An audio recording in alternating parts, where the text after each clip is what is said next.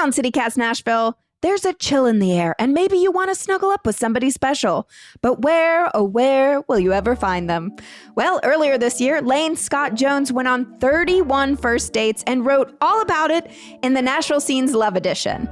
So we are revisiting our conversation to share the fun, messy, and charming side of dating in Nashville, Tennessee. It's Tuesday, October 14th. I'm your host, Marie Cecile Anderson, and this is what Nashville's talking about. Earlier this year, you wrote an article for the Nashville Scene about your experience going on 31 first dates. I was committed to the bit, and that was over a time period of about 3 months. So I don't know if that makes it better or worse. Oh, it was your full-time job. Yeah, exactly. It was my job that I went to after my job. Were they all in Nashville?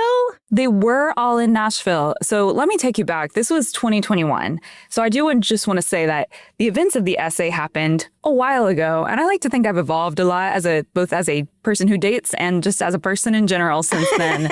Okay. But at the time, I was sort of freshly divorced and had not dated a ton as an adult. So if there's one thing about me is that I love an experiment. I will try anything if I can sort of frame it as, well, I'm just testing this out. I'm just prototyping this.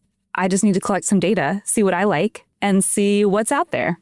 So Dr. Love. Yeah, and I want to say at the top of this podcast that I don't think you could have chosen someone less qualified to talk about dating. Great, yes. Except that, we're all in the trenches together.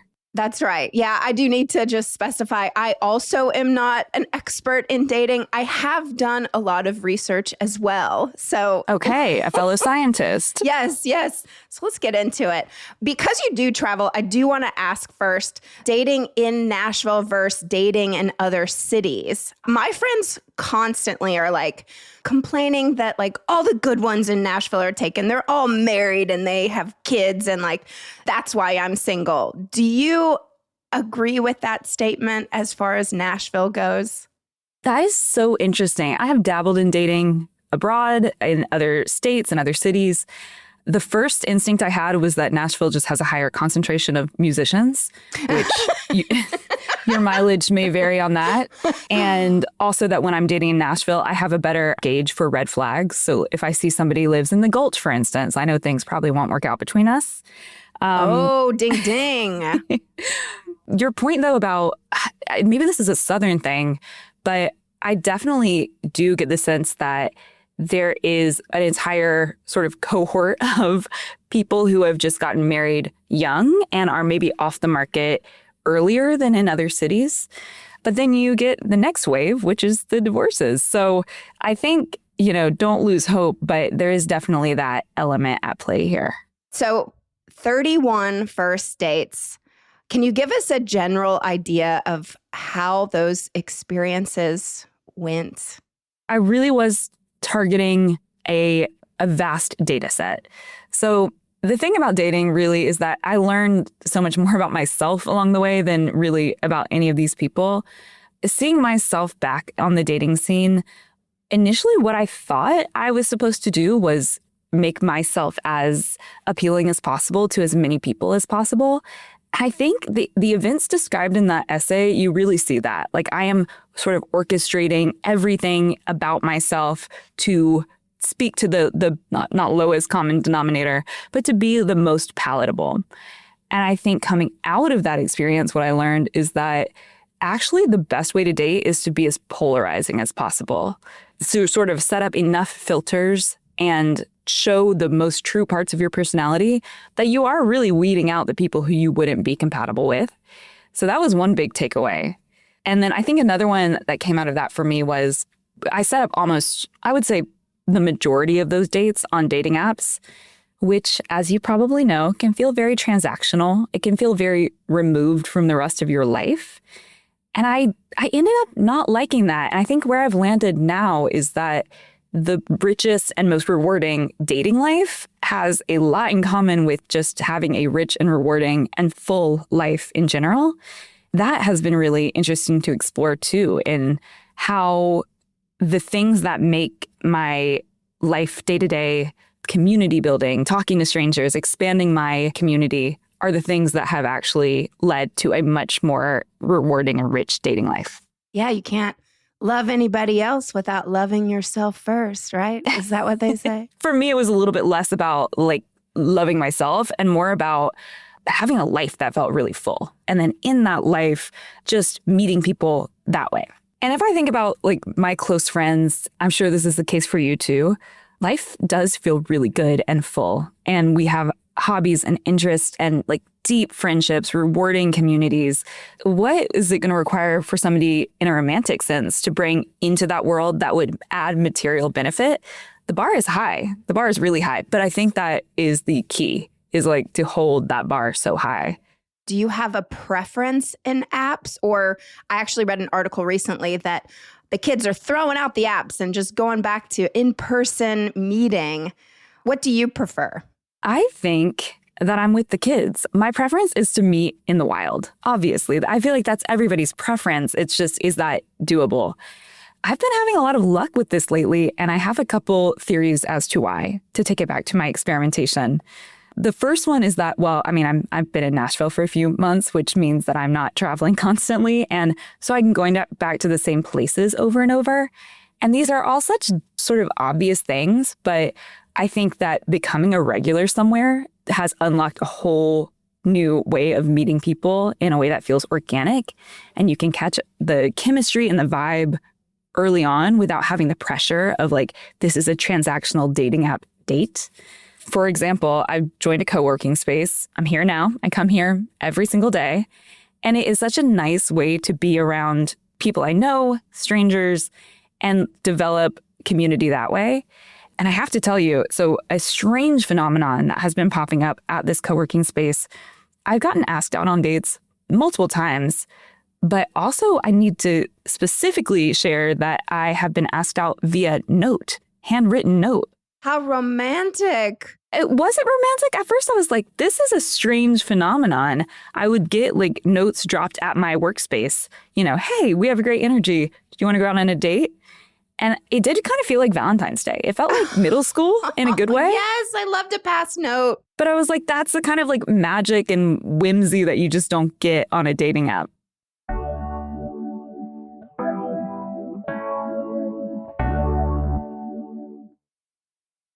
Hi, I'm Michael Ziviak, Chief Revenue Officer of CityCast. Why do most of us want to learn a new language? It's because we want to speak it out in the real world with real people. Babbel gets you there fast. My daughter's a senior in high school, and after she graduates, we're taking a father-daughter trip to Spain. I know, she's spoiled, but that's on me. I'll be honest, my Spanish right now is pretty much tops out at ¿Dónde está la biblioteca? But when we get there, I want to actually talk to people, order food, and really connect with the locals, not just stumble through the basics. That's why I'm starting with Babbel. Learning a language with Babbel is all about small steps, big wins, and progress you can actually track and feel. And with how busy things get here at CityCast, I love that Babbel's bite-sized, 10-minute lessons fit perfectly into my day, whether it's between meetings or while I'm having coffee in the morning. I'm really excited to start picking up real-world Spanish before our trip so we can experience Spain in a more meaningful way. Right now, Babbel has a special deal for our listeners. Get up to 55% off your subscription at babbel.com/citycast. That's BABBEL.com/citycast for up to 55% off. Rules and restrictions may apply. Gracias and adios. So your energy, do you have to put it out there? Another friend of mine I was talking with, I was actually complaining about a friend who's constantly dating. My friend said, because she's putting out that energy.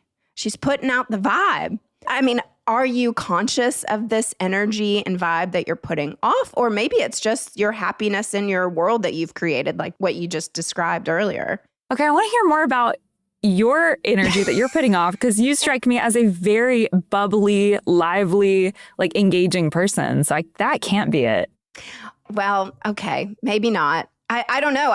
Am I making eye contact with sexy men at coffee shops? No, because sometimes I'm in my gym clothes and I'm rushing off to, a spinning class, or I've just come from a spinning class. Like, if I'm going to be really fully making that a priority of going out into the world and hoping to meet somebody in person, then I need to be actually dressed and ready to do so. Okay, well, I think you're hitting on something that I have a strong opinion on, which is that we should all be flirting more.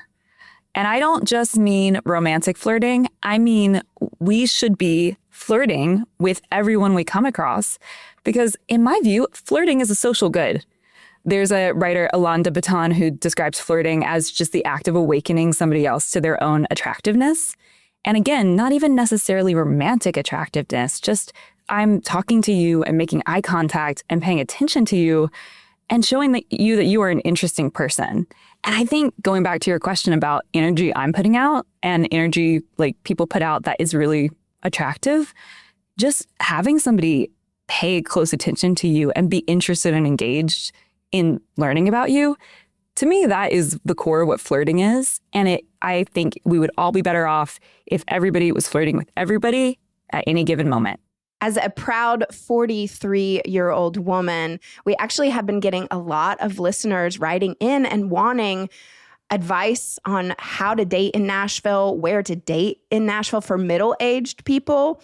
I can't speak for you. I do believe you're a lot younger than I am, but I'm just curious, do you have a sense of where maybe middle-aged folks here in Nashville could go to meet people? Yeah, okay, I have some ideas that could probably apply to all ages, but I want to hear, where have you found success meeting people?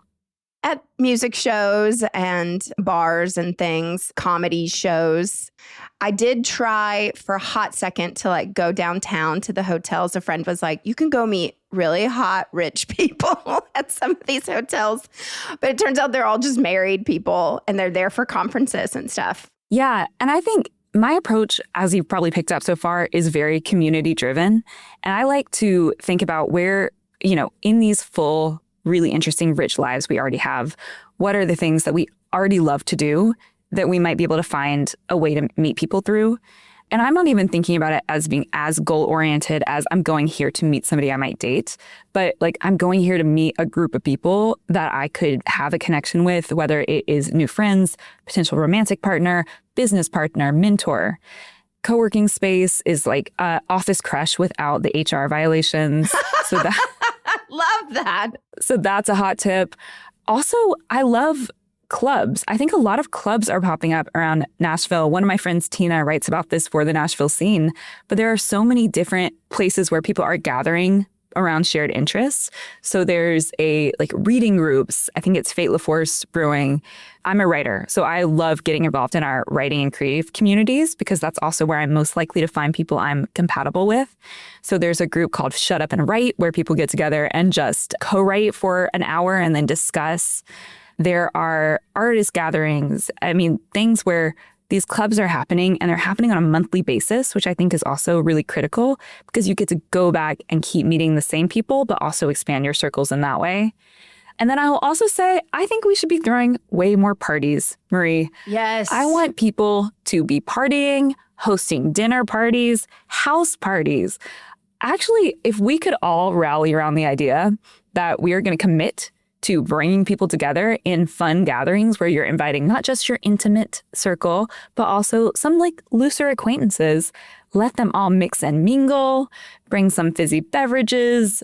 I think that's where the magic is going to happen. Oh, these are all wonderful suggestions.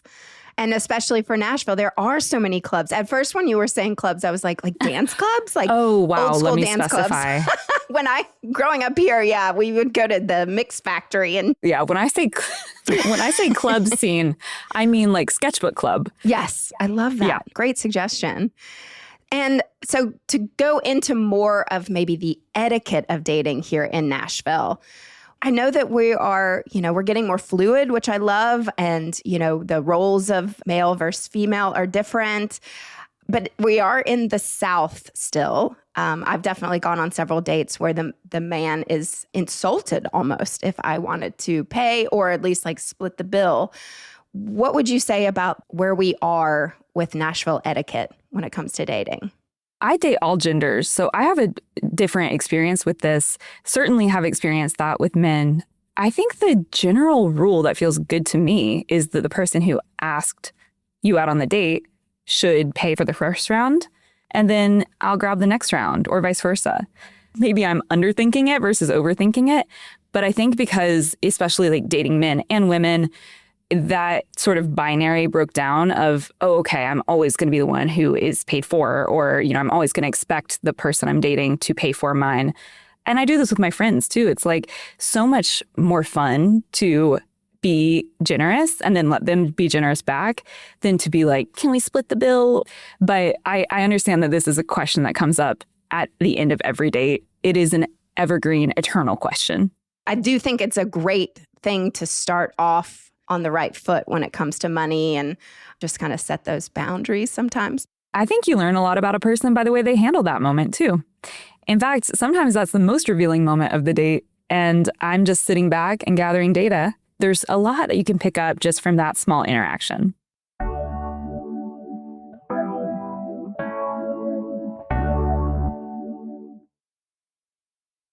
Where do you think, in your opinion, are the best places to have a date?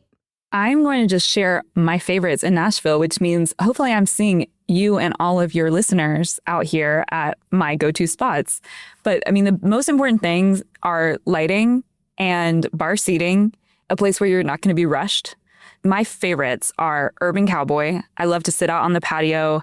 I don't drink, but they make like an incredible non-alcoholic hot toddy, which you might be surprised that that's possible. But it has been getting me through the fall and winter dates.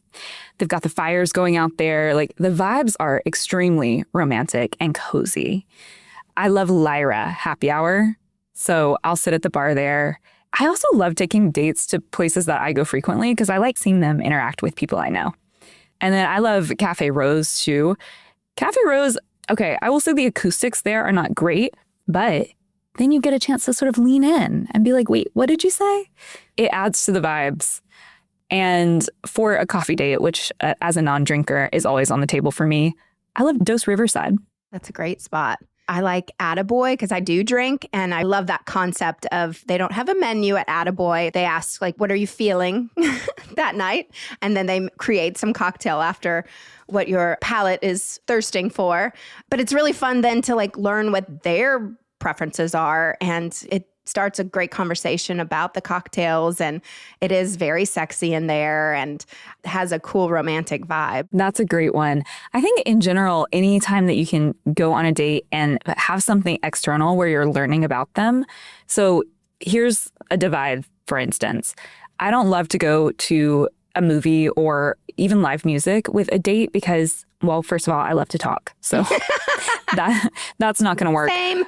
But what is really great is something like an art crawl. I love going to the art crawl in Wedgwood, Houston, and we'll bring a date along. And that way we have like this great walking experience. We're going from gallery to gallery. We're talking to other people. We're meeting artists. We're reacting to art, which in my opinion, nothing tells you more about somebody than how they respond to art. And then you end the night at somewhere like Never Never or Bastion, get some nachos. To me, that is actually a perfect date. What a great suggestion. All right, now we have to go to worst place to have a date. Oh, and in this case, I can't call out any places specifically. But for me, the kiss of death for me is if we are anywhere with screens. So I recently went to what I found out way too late was primarily a sports bar.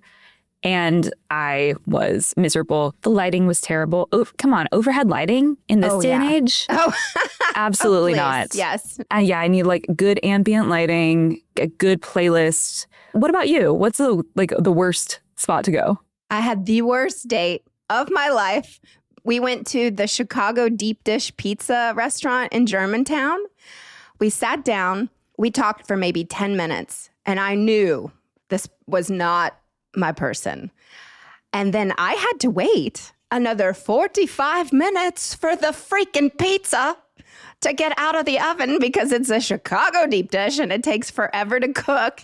And then I had to sit there and eat this freaking casserole of a pizza where like one slice for me was enough, but I think he had 3 slices. It was Oh, so intense. no. And I mean, the date just got more and more aggressive and just weird. And I wanted to leave. And this is another good question, actually. As the Southern etiquette, have you gotten up and just left in the middle of the date? Because I should have. I probably should have just been like, you know what? I'm really not feeling this. Like, I hope you have fun with your casserole pizza. Oh, Marie, I'm so sorry. That sounds uniquely terrible. So I haven't been in that situation where I was sort of stuck somewhere, but rule of thumb, I am typically on the first date, like we're just doing drinks or coffee, because that way, like the time span it takes to consume one drink is very different than the time span it takes to consume a deep dish pizza. Yeah, and that's important to remember. Poor choice there. So that's usually my out, is like the drink length increments. You know, after the first drink, if I'm like, it's immediately not a match, then I can pretty gracefully exit. And then if I'm on a second date, that's where we can, you know, start adding food into the mix, because I'm more sure that I'm going to have enough to talk to and connect with this person about. Well, a date recently I went on that I was actually shocked that it was the worst place to take a date. My favorite bar in Nashville is Robert's Western World. Our listeners know this, and I hope they agree. It is so much fun. And this person had said that he had never gone to Robert's Western World before. So, of course, I was like, well, we gotta go. And I took him in through the back entrance, and we sat there at my favorite table. And then it was so freaking loud. And it was a second date. So like, I don't know this person still, but I couldn't hear him. I was so tired from work, but like the whole date was work because I had to really focus on what he was saying and try to find out, does he have siblings or not, you know? It was Okay. bad. It was real bad. That's so fair. But I don't think we should rule out Roberts as a great date spot, but just not a great second date spot. You do bring up something fun, which is that, did you know that the chemicals of experiencing something for the first time mimic the chemicals of falling in love? So maybe that's something for us to experiment with, is that if we can do something for the first time with a date, we might have a better chance of connection or attraction. Skydiving. No. So, yes, let's take some serious Straight. life-risking date options. Love it. How long should a first date last? Tight 90 minutes max. 45 minutes, you know, is kind of like, let's set the minimum there. 90 minutes, and then we need to get out. I used to think that the longer a first date lasted, the better it meant it was going. But now I really am like, the first date is a vibe check. I'll catch the vibe, and then it's time to go. You mentioned mentally reviewing your goals for the evening before the date. Can you tell us a little bit more about your goals? You're really seeing my evolution here, because, again, that was back in 2021 when I was dating for the first time. And I probably would have said my goals were to be somebody they would like. But now, if I'm mentally reviewing my goals, it's a lot more like, how am I hoping to feel? And how will I know if it's a good match? Back then, I was, again, in my data gathering phase. But now I've gathered enough data to kind of know what a good fit feels like. And I'm just monitoring for that. We are trained to perform, and, you know, you're Yes. a performer. So that also is probably extra for you. But I think that's the way a lot of people approach going on dates, is a performance or putting on a certain show. Or I talk in the essay about these different personas I was trying on. I think that once you get that out of your system, the real most important question is, do I like how I feel when I'm with this person? Yeah, I love it. We've come to our last question. What parting words of wisdom would you leave us with about dating in Nashville? I've got 3 things for you. One is that I really do believe the key to a full, rich dating life is the same thing that is the key to having a full life that you love in general, which is to take risks, embrace discomfort, flirt indiscriminately, and really think about how you're building community and how that community will expose you to all new sorts of people who you could connect with. Second thing is, this is supposed to be fun. And I think in the times in my dating life where I've forgotten that are when I've needed to take a pause. It shouldn't really feel like work, and it shouldn't feel like a slog. I love thinking about dating as, at the very least, this is me about to have an interesting conversation with a new person over some great drinks. And at best, I fall in love. At worst, actually, also at best, I'm a writer. I get some new material. Right. So how can I lose? And then I would say the final and maybe most important thing to leave people with is just a reminder that I am single. And I believe my social media will be linked. Well, like you said, you are a writer, and I do want to just shout out, and I hope that our listeners do follow you and subscribe to Second Rodeo. It's on Substack. We'll include that link in our show notes as well. So we highly recommend you checking that out. And then we'll also link your Instagram so we can follow along. Thank you so much. Yes, this was really, really wonderful. Thank you, Lane.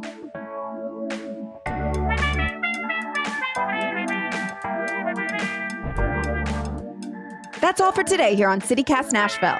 And don't forget, you can support this show and get great perks by becoming a CityCast Nashville neighbor at membership.citycast.fm. If you enjoyed the show, why not tell your friends, rate the show, leave us a review, and subscribe to our Hey Nashville newsletter.